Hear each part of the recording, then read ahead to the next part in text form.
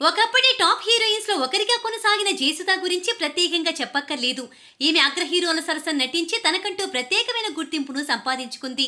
ఇక ఈమె సినీ ప్రస్తావన సాఫీగా సాగుతున్న సమయంలో ఒక వ్యక్తితో ప్రేమలో పడింది. ఆ ప్రేమే అనంతరం ఈమెకి అనేక ఇబ్బందులను తెచ్చిపెట్టింది. జయసుధకు నితిన్ కపూర్తో పెళ్లి కంటే ముందు మరో వ్యక్తితో పెళ్లయింది. అప్పట్లో వడ్డే రమేష్ జయసుధపై అనేక రూమర్స్ వచ్చాయి. కానీ అవేవి వాస్తవాలు కాదు. ఈమె మొదటి భర్త పేరు కాకర్లపూడి రాజేంద్ర ప్రసాద్. వడ్డే రమేష్ బావమరిది. అంటే వడ్డే రమేష్ కి జయసుధ గారు చెల్లెలవుతుంది. కానీ గాసిప్స్ అంతులేదు అన్నట్లు ఒకరు జయసుధ భర్త వడ్డే రమేష్ అంటే మరొకరు వారి కొడుకే నవీన్ అని జోరుగా ప్రచారం చేశారు.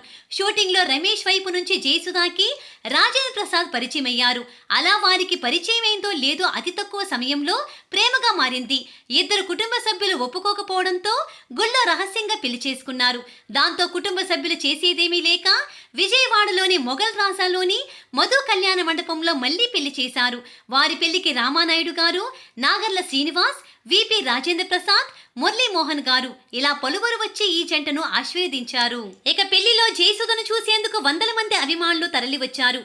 ఎంతో త్వరగా ప్రేమలో పడి పెళ్లి చేసుకున్న జయసుధ అంతే త్వరగా విడాకులు తీసుకుంది. రాజేంద్ర ప్రసాద్ ఓ వ్యాపారవేత్త, ఈ ముద్దకమ్మ ఏమో హీరోయిన్. పెళ్లైన అనంతరం కూడా జయసుధ నటనలో కొనసాగింది. రాజేంద్ర ప్రసాద్ పెట్టే టార్చర్ భరించలేక విజయవాడ నుంచి చెన్నై చేరుకుని విజయవాహిని స్టూడియోకు వెళ్ళింది. అక్కడ స్టూడియో అధినేత నాగిరెడ్డికి జరిగిందంతా చెప్పి కన్నీరు పెట్టుకుంది.